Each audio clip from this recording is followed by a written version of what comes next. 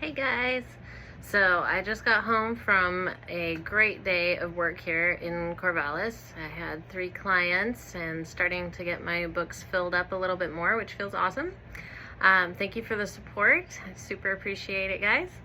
And so I'm feeling a little bit tight in the chest, but mostly I have a little bit of pain in the inner elbow here. And so I was thinking about all of my clients who do meticulous work with their hands, hairdressers, people who work at the computer, and even people who lift weights. A lot of times we can get really tight in the forearms, and then it can lead into, tennis elbow, golfer's elbow, carpal tunnel, stuff like that. So this is a prevention stretch sequence for people who work a lot with their hands, and so let's jump right into it.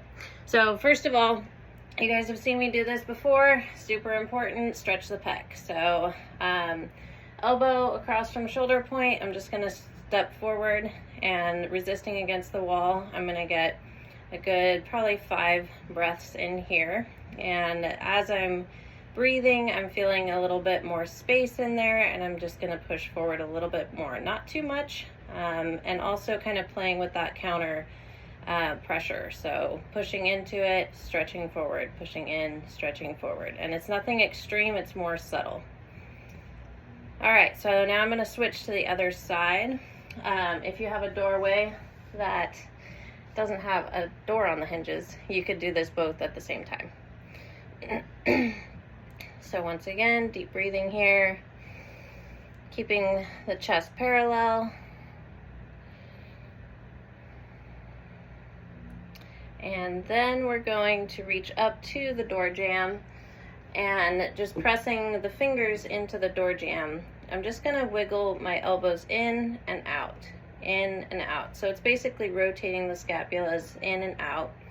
And that's gonna help open up the shoulder joint, and get blood flow into the armpit, which most of the time we don't really assume this position throughout the day, especially if we work as a hairdresser, as somebody at the computer. How often do we actually get our arms over our head?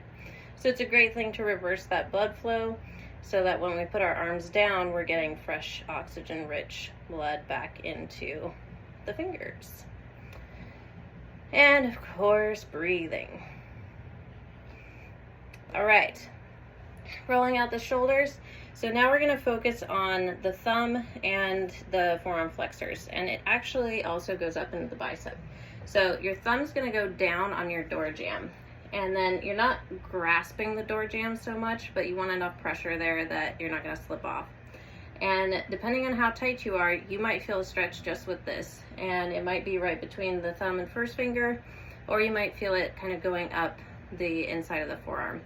If you want more of a stretch, you just rotate your body away. Now take it really easy with this one, because these tendons tend to be very tight. They don't get stretched, and they get used all the time. So we don't want to overstretch them. We don't want to jump into it too far too fast. So I'm just gonna hang out here, because boy do I feel that.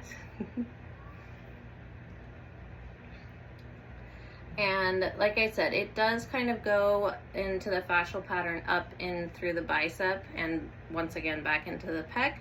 So if you're feeling a pull in your bicep, this is a great stretch to give a try. Also for that bicep pull, you could also just grab the door jamb on the other side and then twist away. Oh, that feels so nice. We don't really think about stretching out our bicep, even though it is in motion pretty much all day with anything that we do.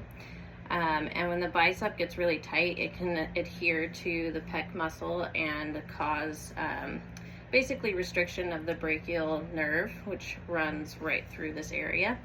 It can cause numbness and tingling in the fingers, all sorts of problems that we don't want to have. I specifically don't want to have that, so I have to keep up with my stretching so that I can keep up with my job that I love so much, helping you guys feel better. All right, so now go ahead and pause the video, do the same thing, thumb down on the door jamb and then turning away. I'm going to go ahead and show you further stretches for the forearm flexors. So now I'm just going to take the hands against the wall. If the door will stay closed. Okay, we'll do it this way. So hopefully you have a full wall. You can just put both hands up against the wall, and as your forearm flexors stretch, you bring the hands further down, and your palm should be flat as much as possible, and your thumb right there with your fingers. So once again, about 5 to 10 count breath.